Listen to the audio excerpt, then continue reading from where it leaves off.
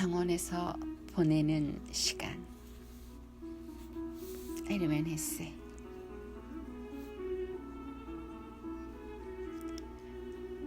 땅으로부터의 행복.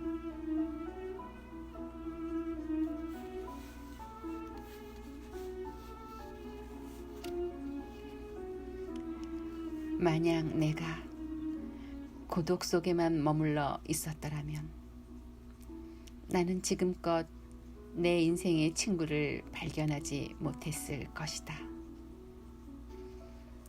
그랬더라면 나는 카사 카무치의 집을 떠나는 일도 결코 없었을 것이다.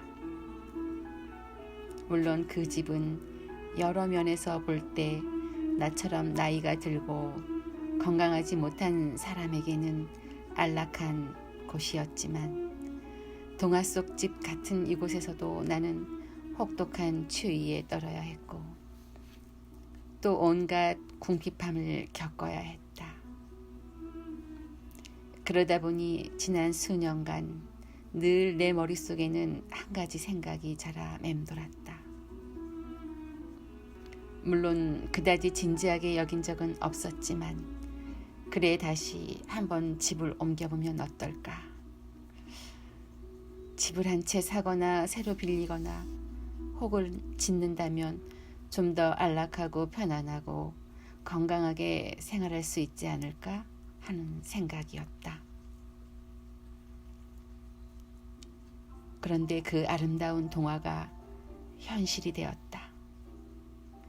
1930년 어느 봄날 저녁에 우리는 추리의 소위 아치에 모여 앉아 잡담을 나누고 있었다.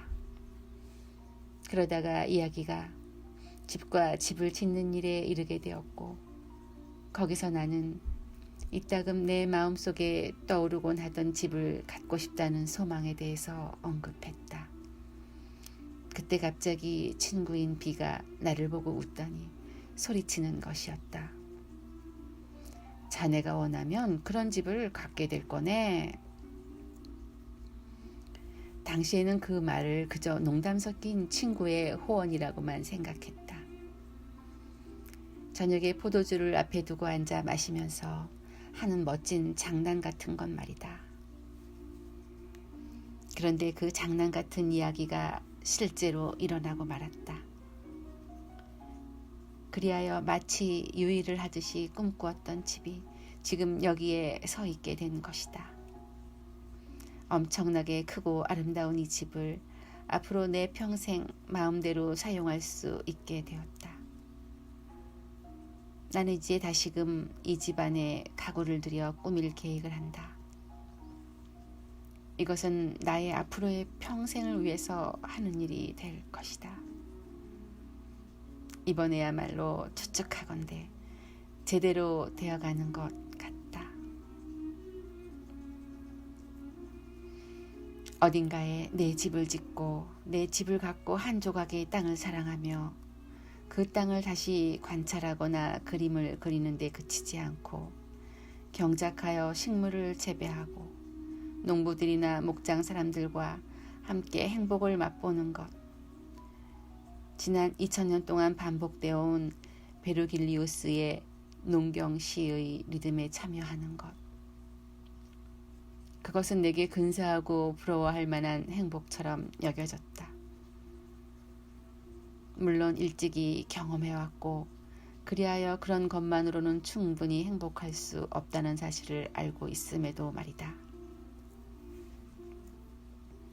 자, 이제 이 소중한 행운이 다시 한번 나에게 주어졌다. 마치 잘 익은 밤이 나그네의 모자 위로 떨어져서 단지 벗겨 먹기만 하면 되도록 품 안으로 굴러 들어온 것이다. 다시 한번 집을 갖고 정착하게 되리라고는 나는 전혀 예상하지 못했었다. 내 재산은 아니지만 평생 임대인으로서 한 조각의 땅을 갖게 된 것이다. 얼마 전 우리는 바로 그 땅에 집을 짓고 이사했다. 지금 나는 나 자신을 위해 많은 경험을 통해 친숙해진 농부의 생활을 다시 한번 시작하게 되었다. 그렇지만 나는 이 생활에 열정적으로 정신없이 몰두할 마음은 없다. 오히려 여유를 갖고 해나갈 생각이다. 열심히 일하기보다는 한가로이 즐길 것이며 수풀을 개간하고 식물을 재배하는 일보다는 가을에 타는 장작불에 푸른 연기 곁에서 꿈꾸고 싶다는 생각뿐이다. 어쨌거나 나는 멋진 흰 산가시나무 울타리를 심었고 여러 가지 관목과 수목 그리고 다양한 화초를 심었다. 나는 비할 데 없이 아름다운 늦여름과 가을의 날들을 거의 수풀과 정원 속에서 아직 어린 울타리를 잘라내며 손질하거나 이듬해 보물 위에 채소밭을 다듬거나 길가에 풀을 베거나 샘물 주변을 청소하는 등 잡일을 하며 보냈다. 그리고 이러한 온갖 잡다한 일을 하면서 땅 위에다 모닥불을 지폈다. 잡초와 마른 나무까지 가시나무 덤불을 쳐낸 것, 그리고 녹색이나 갈색으로 시든 밤송이 껍질을 모아 모닥불을 피우는 데 썼다. 인생에는 여러 가지 어려운 일, 슬픈 일들이 있다. 그래도 때때로 꿈이 현실에서 실현되고 충족되는 가운데 찾아오는 행복이 있다. 그 행복이 결코 오래가지 않는다 해도 그런대로 괜찮을 것이다. 이 행복은 잠시 동안은 참으로 그윽하고 아름다운 향기가 난다. 한 곳에 머무를 수 있는 고향이 생긴 기분, 꽃들과 나무, 흙, 샘물과 친해지게 되는 기분, 한 조각의 땅에 책임을 지게 되는 기분, 50여 그루의 나무와 몇 그루의 화초, 무화과 나무와 복숭아 나무에 대해 책임을 진다는 기분은 그런 것이다. 매일 아침 나는 아뜰리에의 창 아래로 양손을 뻗어 2-3개의 무화과 나무 열매를 따서 먹는다. 그러고 나서 밀짚 모자와 정원용 바구니, 가래, 호미, 가위 등을 들고 가을의 정원으로 나간다. 나는 울타리 곁에 서서 1미터가 넘게 무성이 자란 잡초를 베어낸다. 맥꽃, 엽기, 속새, 질경이 같은 풀을 산더미처럼 쌓아 올린 다음 땅 위에 모닥불을 피워 장작을 넣어가면서 지핀다. 그리고 그 위에다가 푸릇한 풀을 얼마간 얹으면 불은 서서히 오랫동안 타들어간다. 파란 연기가 부드럽고 끊임없이 샘물처럼 넘쳐 흘러 황금색 뽕나무 머리끝을 휘감고 호수와 산과 공기의 푸르름 속으로 떠들며 사라지는 것을 바라본다. 근처 농가에서 귀에 익은 소리가 들려온다. 샘물 근처에서 빨래하고 있던 나이든 농가의 아낙 둘이 잡담에 열을 올리는 소리다. 그들은 정말 그렇다니까 라든가 어머나 설마 라는 감탄 섞인 표현들을 써가며 자신들이 하는 얘기를 강조하고 있다. 산골짜기 밑에서 귀여운 맨발의 소년이 올라온다. 그는 알프레도의 아들인 투리오다. 그 아이가 태어난 해의 일이 생각난다. 그 무렵 나는 이미 몬타눌라에 와서 살고 있었다.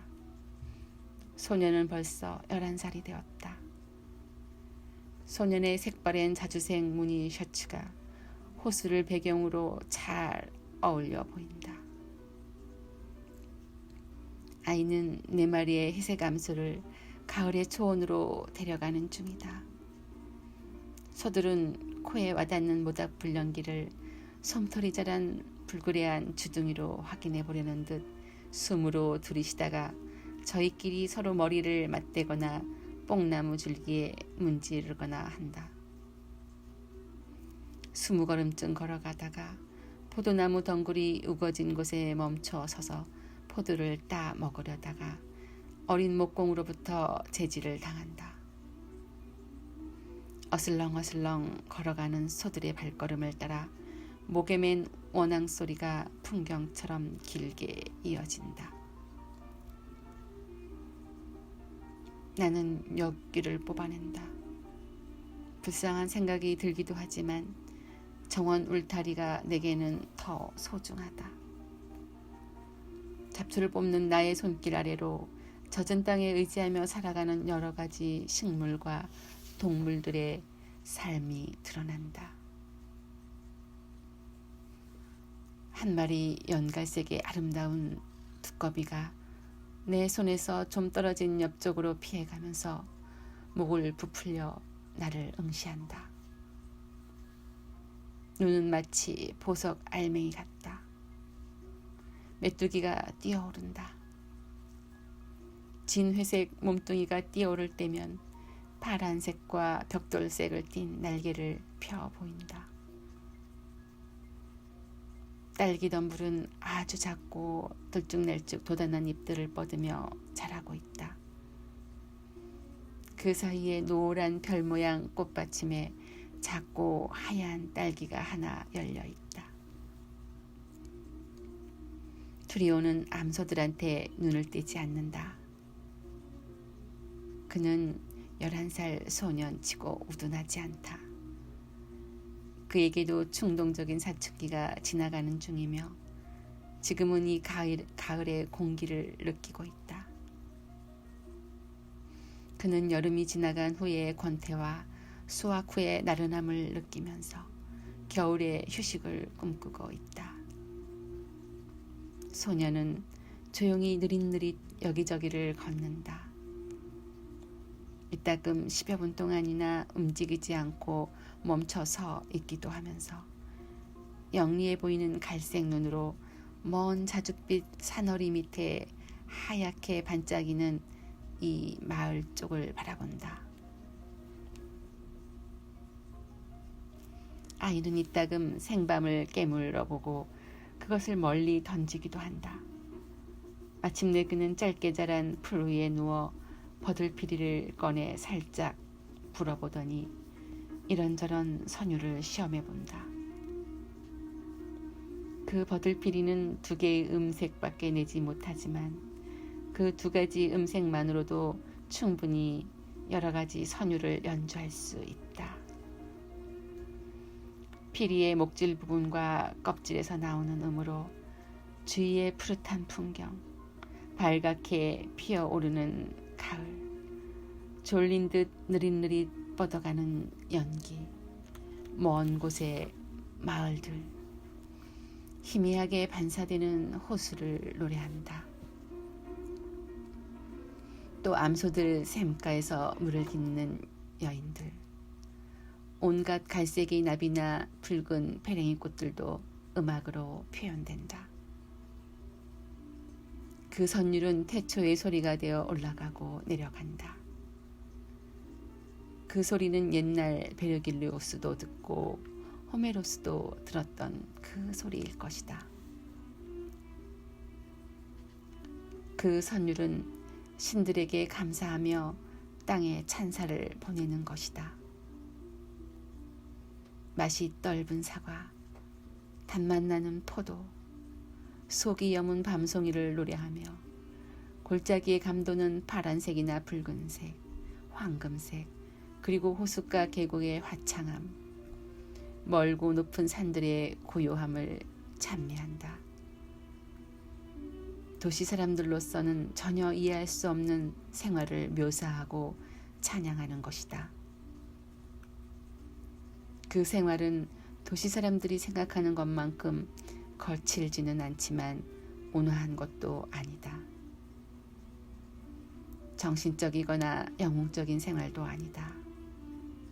하지만 마치 잃어버렸다 찾은 고향처럼 모든 정신적인 인간과 영웅적인 인간의 마음을 깊은 곳까지 끌어당긴다. 왜냐하면 이런 것이야말로 가장 오래 존속해온 가장 소박하고 경건한 인간 생활이기 때문이다.